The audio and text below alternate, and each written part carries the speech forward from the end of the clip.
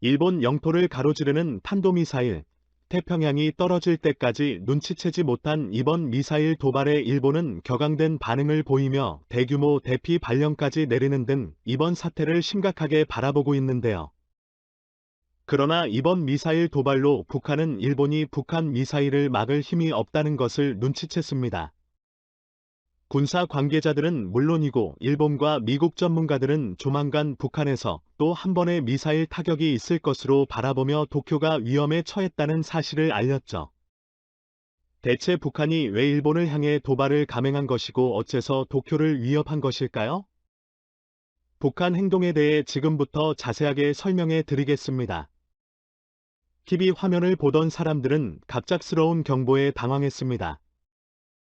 적색 경보 지진과 해일과 같은 자연재해와는 다른 경보가 울려 퍼졌죠. 사람들은 충격에 빠져 황급히 대피소로 몸을 움직였습니다. 현지 시간으로 4일 북한은 탄도미사일을 발사하는 데 성공했습니다. 내륙 지역에서 발사된 탄도미사일은 약 20분간 4,000km 이상을 비행했습니다. 일본 열도로부터 동쪽 3,000km 지점에 떨어진 미사일은 요란한 소리를 내며 파편을 남겼습니다. 순식간에 벌어진 일에 일본 정부는 어떠한 대응도 못했죠. 뒤늦게 북한 미사일 발사 소식을 접하고 시민들을 대상으로 대피하라는 경고만 보낼 뿐 일본 정부는 사태 파악하는 것에도 시간이 걸렸습니다. 그리고 소름 돋는 사실을 알게 되었는데요. 일본 영토를 직접적으로 통과하는 일은 저지르지 않았던 북한이 이번에는 일본 영토를 관통하는 미사일을 보낸 것입니다. 2011년 이후로 5년 만에 벌어진 일이었죠. 그동안 탄도미사일 발사와 관련 일본과 러시아 등 주변국의 반응을 고려해 세심하게 미사일 경로를 통제하던 북한이 이번에는 보란듯이 일본을 관통하는 짓을 저지른 것입니다. 전국 순시 경보 시스템이 즉각 발효되었고 주민들을 대상으로 건물 안이나 지하로 대피하라는 메시지가 TV와 스마트폰에 송출되는 등 일본은 긴급태세로 전환되었습니다. 마스노 히로카즈 관방장관은 즉각 회의를 소집 대책 마련에 나서는 한편 긴급 기자회견을 열어 북한의 탄도미사일이 태평양에 떨어진 사실을 보고했습니다. 그리고 일본 열도를 관통한 미사일에 강력한 분노를 쏟아냈죠. 기시다 총리 역시 이번 행동에 대해 폭거라고 비난하며 북한의 행동은 묵과할 수 없는 행위라고 수위 높은 비난을 가했습니다. 이번 행위는 분명히 의도가 있는 행위고 이를 그대로 넘어갈 수 없다고 선언한 것이죠. 이번 발사는 상당히 의미심장한 부분이 많습니다. 특히 무력 도발에 사용한 미사일이 역대 발사 때인 북한 미사일 중 폐장 사거리는 400-600m인 점이 특징인데요. 요미우리 신문은 북한 미사일의 재원을 분석해본 결과 화성 12호 혹은 개량형일 가능성이 높다고 말하며 이 무기는 태평양 전략거점인 괌을 타격하기 위한 무기라는 사실을 언급했습니다. 이니 2011년 장거리 미사일을 발사했을 당시에도 북한은 괌 기지를 타격하기 위해 화성 10호를 개발 중이라고 밝힌 적이 있었기에 이번 발사 역시 괌 기지 타격을 염두한 발사라고 볼 수 있는 셈이죠. 그리고 2011년과 달리 이번 발사는 성능 테스트를 위한 실험의 성격이 아니라 정밀 타격을 위한 조준 테스트의 성격에 가깝다고 말하며 이미 파괴력이나 거리기에서는 끝났을 가능성이 높다고 지적했죠. 국제학연구소 제임스 마틴 비확산센터 국장은 요미우리의 분석에 동의하며 이번 미사일 발사는 실전 배치 및 파괴력을 계산하는 행위라고 지적하며 이전과는 매우 성격이 다르다고 분석했습니다. 그리고 요미우리가 분석한 것처럼 괌 타격을 위해 발사한 것이 아니라고 바라봤는데요. 오히려 진짜 목표는 바로 일본일 가능성이 높다고 지적했습니다. 이제까지와는 다르게 일본 본토를 가로지르는 타격을 한 것이 결정적인 부분이라고 말한 그는 일본의 대응 상황을 테스트하는 목적도 이번 발사에 포함된 것이라고 바라봤습니다. 최근 일본은 중국에 대한 수위 높은 비난과 더불어 중국의 위협에 맞서 초음속 미사일을 개량해야 한다는 주장을 내세우며 군비 확충에 나섰습니다. 미국의 도움을 받아 일본이 조금속 미사일 기술에 대해 공동 연구를 논의하는 일도 있었죠.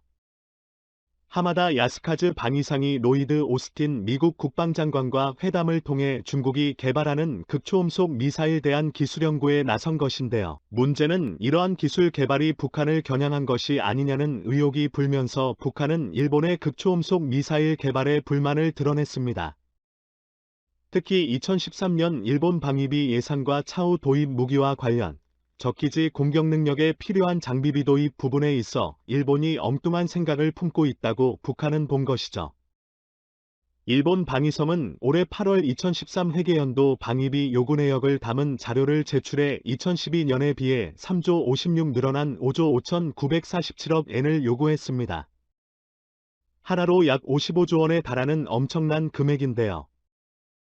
최종적으로 예산이 6조 원이 넘을 것으로 예측되는 가운데 세부 항목으로 적기지 공격 능력 보유를 위한 장거리 타격 능력 및 미사일 방어 체계 확충 부분이 북한의 심기를 건드린 것이죠. 현재 200사거리인 12식 지대함 유도탄이 개량전 2 이상으로 늘리는 작업을 진행하는 한편 장거리 순항미사일을 지상은 물론이고 새로 건조하는 이지스함 2척에 배치하는 방안도 담겨 있습니다.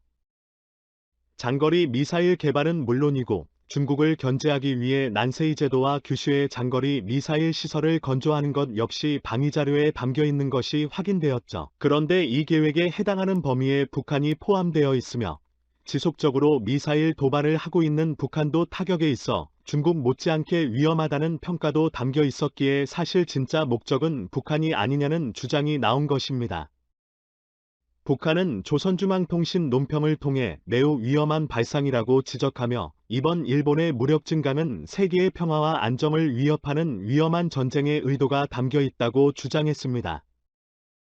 장사정 미사일 총기 보유는 과도한 무력 보유라고 주장하며 북한에 대한 명백한 도발이라고 간주했습니다. 그리고 이러한 북한의 반발에도 불구하고 미국은 일본의 장거리 미사일 개발을 옹호했죠. 당연히 북한 입장에서는 미국과 같은 기조인 일본에 대해 좌시해서는 안 되겠다는 판단이 든 것입니다. 그와 더불어 일본의 방위 능력이 어느 정도인지 평가하고자 과감하게 일본 영토를 가로지르는 탄도미사일을 보낸 것이죠. 만약 일본이 북한의 미사일을 중간에서 격추하거나 방어하는 모습을 보이면 이를 피해서 타격을 하거나 공격 방향을 바꿀 것도 북한에서는 진지하게 고려했다고 하는데요. 그러나 이번 타격으로 일본의 방어 능력이 형편없다는 것을 정확하게 안 것입니다. 중간 요격은 불가능하고 설사 요격하려고 해도 미국의 도움을 받지 않으면 불가능하다는 것을 알게 되었죠.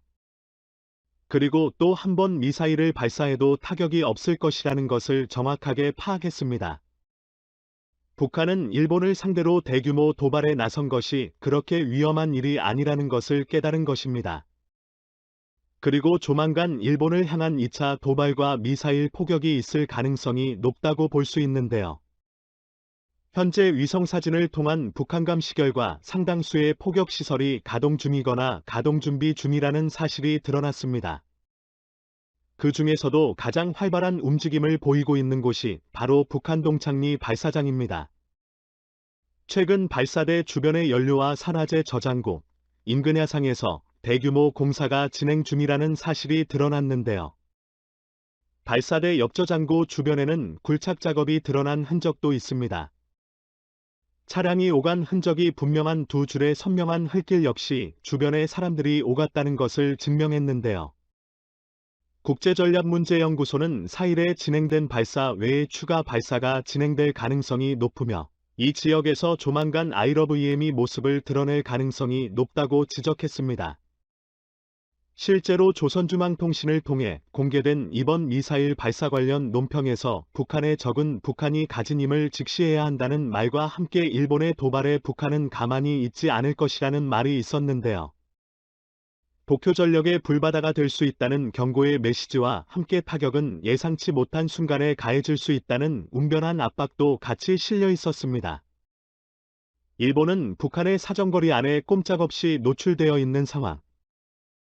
본격적인 위협과 이에 맞설 일본의 방어 시스템은 현저하게 약한 가운데 과연 일본은 자국 방어를 성공적으로 수행할 수 있을까요?